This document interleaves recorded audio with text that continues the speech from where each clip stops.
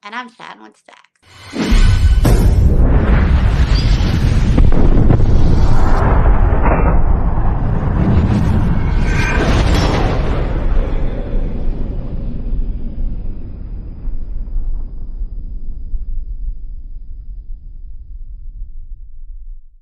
Welcome to this episode of Chatting with Staxx. I'm your host, Bill Staxx, and today I got Connie. But one night there was an event and one at Rock. It's funny, and this is why he does it. This is why he treated prospects like pure. He was outside, and they all had three had walked in, and I think it was after a funeral for one of the other members. He literally looked at another member and like, hold on a minute, I'm gonna go with some prospects. But Rock's also the one that has to pay for poutine. So, I mean, this probably isn't where you thought it was going to. It's not going where you thought it was.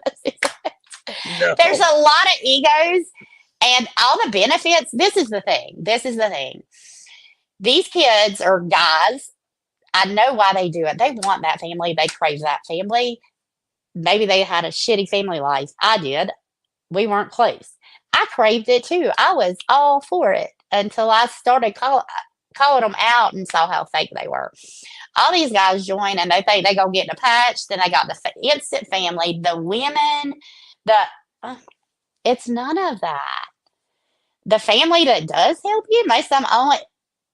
James, he wouldn't have went and helped that dude move shit out of his house if I hadn't told him to. It's the old lady's telling him, go help your brother. You know, the one who, he was an okay rider. And within 5 months, a bandito, Mike, was paying his widow to have sex with him.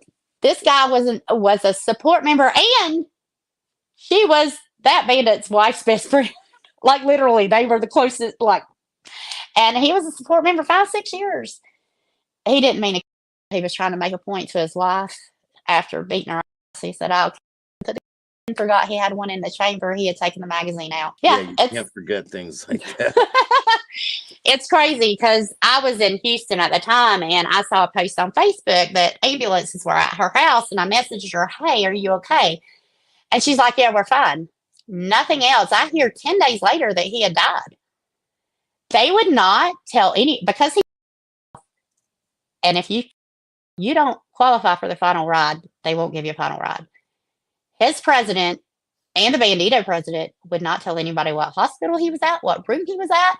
On day 9, when the doctor told his wife, they never went to see his wife, never went to see his children. On day 9, when they told her, you know, you need to call people in if they want to say their goodbyes, his president and Cookie showed up, and she kept asking, "Are you going to call his brothers to come?" "Oh, we will in a minute." They didn't. Because they didn't want her around his brothers, because she would have told what happened, because she got a mouth. But it was kind of an accident, right? It was an accident. Yeah. Like his wife couldn't even see him for 12 hours because she was a suspect. They got in a fight and he was beating her. Her 18-year-old daughter called the cops. So the daughter ran out the door. So he went and fired a shot at the daughter out the door. And then he took the magazine out and laid it on the table behind the door on the couch over here. So he goes and jumps on her and literally hand around her neck. He said, "Daughter and you," and did this to his head, but he had one chambered. It's sad though, because his 3 little boys, or two little boys, I think, were right behind him. They were watching. They saw it all. Yeah, that's really bad. And it was probably a fight over the club. She almost got divorced 100 times, and eventually, So being a woman, being around this club, right? You probably have a lot of inside information. Mm-hmm. Did you ever see like women that were sneaking around with other members and things like that? Like, no. They're pass arounds. There are pass arounds, and usually, it's the riding club. So the riding club is step below support. They're like the scum of the scum to the banditos. I'm just being dead serious. One particular riding club member, yeah, she was the pass around, and then her daughter was. Like, I agree, my son, because he was like, "I brought so and so home, but I kicked her out at 2 a.m. because I didn't want to wake up to her."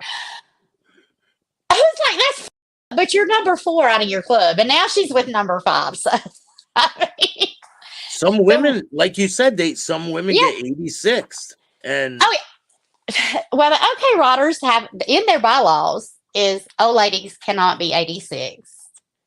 It was a hold my blunt moment.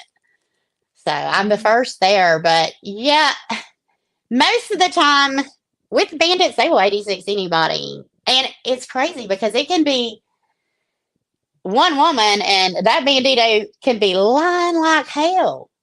They don't care though. You know, it is a man's world, but they rely on their women for support. Don't let them fool you. They can't do it by themselves. Women are treated decent.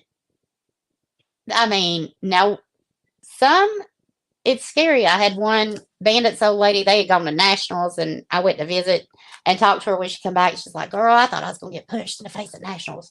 I was like, "Why?" She's like, "I was trying to rush him, or he was trying to rush me." But this is the thing with her, especially, and she would tell anybody if a woman does something in the clubhouse that's out of line, that woman ain't gonna get talked to. That woman ain't gonna get in trouble. Her old man is gonna get a talking to her or just punched in the mouth. And some of the members, that one in particular, stuck. If he gets punched in the mouth for his old lady, he gonna go home and punch her in the mouth. Yep. And I ain't about all that. Like I can't even sit and watch it.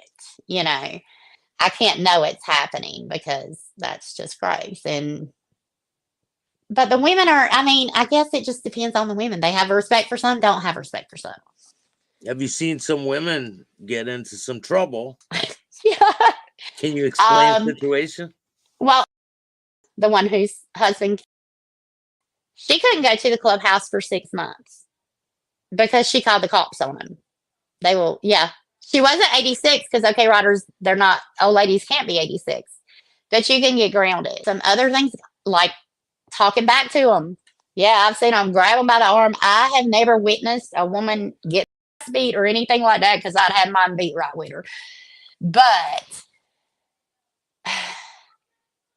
it depends on the member. Like some of them, the woman, you can tell she run the show when they're not at the clubhouse or out, you know.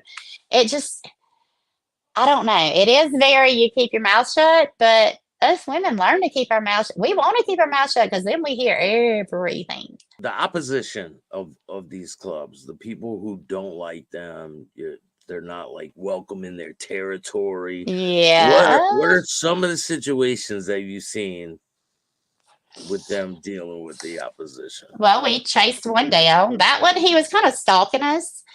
It was a rolling bike night, and when we went to get on the highway, he flipped his headlights on just too fast, so we saw him come on. He was sitting waiting for us, kind of facing the highway. What happens then? We were riding in a pack, and we actually had riding club members with us. What happens then is the SA, which is my husband, he slowed down, and I think he got behind the guy, chased him away from the pack, but that's one experience. We went to a big toy run, and the Mongols were there, and I couldn't have done it. I couldn't have done it because I am too, like, I'm going to keep my pride. This Mongol walked by every one of them. It was kind of like a movie, almost like a face-off thing. The banditos lined up and the Mongols walking by them. And this one, he barked incessantly at every one of them. Boo, boo, boo.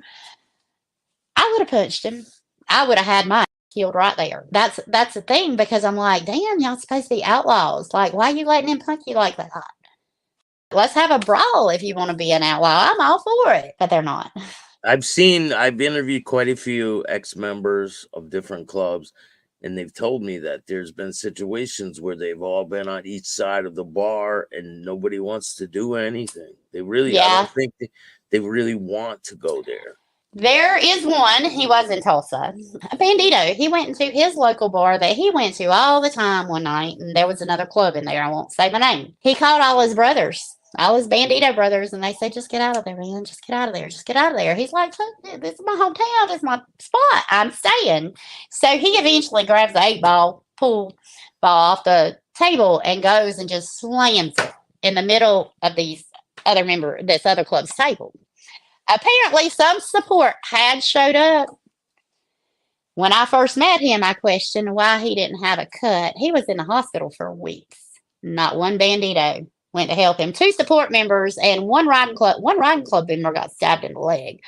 So they made him a prospect for support, but not a single bandito. And if you sit and listen to every one of them after, every one of them say, shouldn't have done that. That's his damn fault. He's stupid for that. Like, you outlaws. So that's maybe they're outlaws sometimes. You know, they have their, yeah, I know they do some illegal shit. They do some business with south of the border, and but when it comes to what the outlaw clubs came from, they started because they didn't want to follow the AMA rules. Yeah. Dude, every club is nothing but a political organization that it's chain of command, follow the rules, bylaws, guidelines. It's the absolute opposite of what any original outlaw member would want. Have you seen I any mean, ridiculous bylaws that were just ridiculous? no, but I didn't really see a lot of bylaws.